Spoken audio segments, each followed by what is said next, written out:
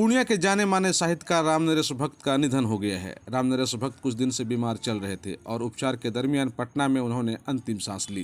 रामनरेश भक्त के निधन से पूर्णिया साहित्यिक और सामाजिक क्षेत्रों के लोगों में शोक की लहर दौड़ गई है और बड़ी संख्या में लोग सिटी स्थित उनके आवास पर अंतिम दर्शन के लिए भी पहुंचे। साहित्यकारों और समाज सेवियों ने रामनरेश भक्त के निधन को पूर्णिया के लिए अपूर्णीय क्षति बताया और कहा कि इस क्षति की पूर्ति कभी नहीं की जा सकती है। कई साहित्यकारों ने उनकी तुलना महान साहित्यकार फणीश्वरनाथ रेणु से भी की और कहा कि रामनरेश भक्त पूर्णिया के वर्तमान फणीश्वरनाथ रेणु ही थे, जिनके निधन से सीमांचल क्षेत्र में लोग काफ़ी मर्माहत हैं और इसकी क्षतिपूर्ति कभी नहीं की जा सकती है। पूर्णिया नहीं वरन इस कोसी कमिश्नरी के एक ऐसे महान साहित्यकार, शब्द शिल्पी, रेणु के संवाहक, रेणु कथा के संवाहक के रूप में ये बहुत ही लोकप्रिय व्यक्तित्व के लोग थे और इनके साथ हम लोगों ने जो समय व्यतीत किया जिला स्कूल में, ये वहाँ हॉस्टल में छात्रावास के सुप्रिटेंडेंट भी थे और शिक्षक के रूप में भी हिंदी के इतने बड़े विद्वान थे। कोई भी बात उनसे अगर पूछते थे, कोई भी समस्या लेकर जाते थे तो उसका वो समाधान ज़रूर करते थे और हमेशा सुख दुख में साथ रहे। बहुत बड़े मदद और क्या अभी जैसे नवल बाबू बोले, बट वृक्ष के समान थे। हम लोग उनके छत्र छाया में बहुत आनंद का अनुभव किए। बच्चों से बहुत इनका ये और बच्चों से भी लगा। बच्चे अगर कोई समस्या लेके जाए, आर्थिक समस्या भी हो, उसको भी निराकरण करते थे और कोई भी व्यक्ति जो है कि उनसे अतृप्त होकर नहीं लौटा होगा। यह अपूर्णीय क्षति है और जो व्यक्ति थे और साहित्य ही नहीं समाज के हर क्षेत्र के लिए अपूर्णीय क्षति है। साहित्य में तो इनकी आत्मा बसती थी और अभी हम लोग विगत 8 मार्च को रेणु जी की जयंती मनाए थे और इनके ही संपादन में यही खुद संपादक हुआ करते थे और लगातार रेणु साहित्य पर उनकी गहरी रुचि होती थी। रेणु साहित्य नहीं, यहाँ के जो भी साहित्यकार हुए, जो कि इनकी हमेशा इच्छा होती थी कि हर एक साहित्यकार जिनको वो स्थान नहीं मिल सका है, जिनके हकदार है, उनका हमेशा ही चिंतन होता था।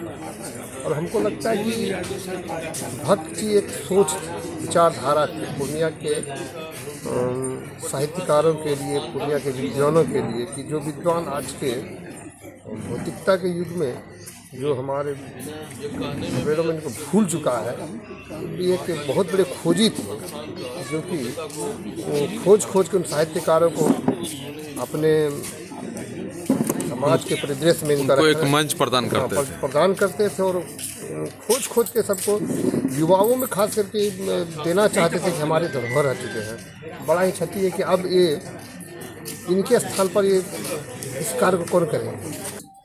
वरिष्ठ मेंबर थे, हम लोग एक टीम था, उसमें ही सक्रिय मेंबर थे, लेकिन उनके जाने से हम लोग बहुत भीतर से मरमाहत, कमजोर पड़ गए। 32 वर्ष हम सेक्रेटरी रहे, उसमें सचिव रहे, स्काउट सचिव कलाकार और कलाकार जी हम लोग से मतलब टीम था, ऐसा टीम मेंबर था से हम लोग चलाते, वो पूर्ति नहीं हो सकती। इनकी जो मैनेजिंग कैपेसिटी थी कैसा था? इनकी जो मैनेजिंग कैपेसिटी बहुत अच्छा, सबको साथ में लेके चलने की जो भूमिका थी, कोई सवाल ही नहीं है, ऐसे योग्य थे। लेकिन व्यवहार, विचार, यह सब हम लोग मतलब जब भी कोई बता आते थे, बैठते थे, और डेली हम लोग इनको गुस्साते हुए कभी देखे थे? भक्त जी को कभी गुस्साते थे? गुस्सा आता था? नहीं, गुस्सा कहाँ इनको है? नहीं, अरे इनके पढ़ाने की कला या गुस्सा कभी नहीं देखे, कभी नहीं। हाँ, वो तो हम लोग भी नहीं देखे। आप लोग विद्यार्थी रहे उनका साथ, टीचर रहे, कभी नहीं देखे गुस्सा। और परिवार के लिए का घरों के परिवार से पर विश्वास नहीं हुआ। 2 दिन पहले उनसे हम मिले थे, लेकिन अचानक इनका चला जाना बहुत बड़ा क्षति है हम लोगों के लिए। हमारे पड़ोस में रहते थे, हम लोग से सुबह शाम मिलते थे और इतने मृदुभाषी थे, इतने मतलब अच्छे व्यक्ति थे सर, शिक्षाविद थे, लेकिन इनके पास एक जरा भी घमंड नाम का चीज़ नहीं था। ये बच्चे लोगों को बहुत प्यार करते थे, समाज में इनकी बहुत प्रतिष्ठा थी, सभी से मिलते जुलते रहते थे। ये बच्चों से भी काफ़ी लगाव था। बहुत काफ़ी लगाव बच्चे से थे। जो भी बच्चे को बाजार में देख लिया उनको चॉकलेट वगैरह जो भी खिलाते थे। कोई बच्चा रहे, बच्चे से बहुत प्यार करते थे ये। और इनकी चला जाना बहुत क्षति है सर, ये साहित्य जगत के लिए भी बहुत बड़ा क्षति है। इस क्षति की पूर्ति शायद इस समय नहीं हो सकता है। काफ़ी मर्माहत हैं आप लोग। बहुत मर्माहत है। हम क्या पूरा सिटी वासी समझ लीजिए, आप देखेंगे पूरा पूर्णिया साहित्य जगत पूर्णिया मर्माहत। साहित्य जगत कोसी सीमांचल कहिए। अपूर्णीय क्षति,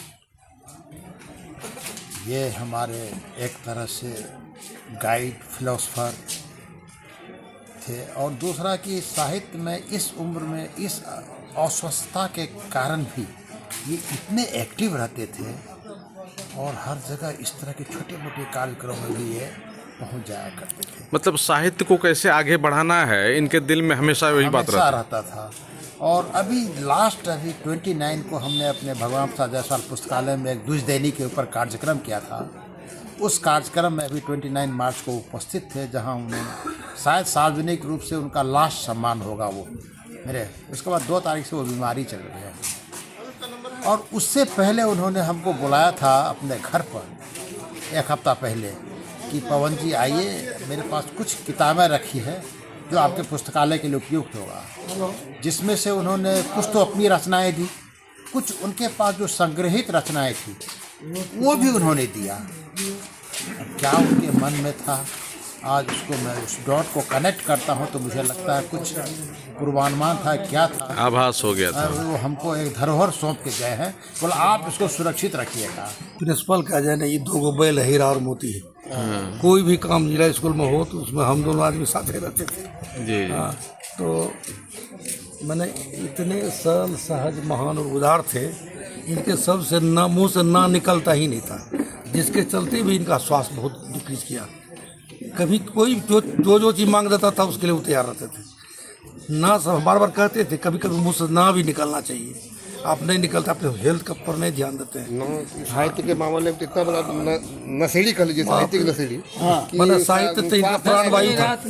साहित्य सेवा, साहित्य प्रेम, साहित्यिक रचना। अच्छा, जिसको कहने कहते हैं सही माना में ये शब्द शिल्पी थे। शब्द पर इतना पकड़ था इनको। कितनी बड़ी क्षति मानते हैं सर इसको? अपूर्णीय क्षति, बहुत बड़ी क्षति। हम लगता था हम लोगों के बीच से जो है ना, एक बहुत बड़ा वट वृक्ष निकल गए, और इसको हम नदी नहीं कहते, तो सागर से तुलना करते हैं। ये हमारे बड़े नज़दीकी थे और ये साहित्य के क्षेत्र में अग्रणी थे। ये रेणु जी पर बहुत विभिन्न प्रकार से शोध किए, लेकिन हम तो रेणु के बाद इन्हीं को कहेंगे कि पूर्णिया जिले की सोंधी हुई मिट्टी थे। और आज पूर्णिया के साहित्य के जगत में एक अपूर्णीय क्षति हुई है। Aryabhatta institute of technical education. अब आप बताइए, आप आईटी क्यों कर रहे हैं? आईटी सेक्टर में गवर्नमेंटल एवं प्राइवेट प्लेसमेंट बहुत है। अभी आईटी की गारंटी है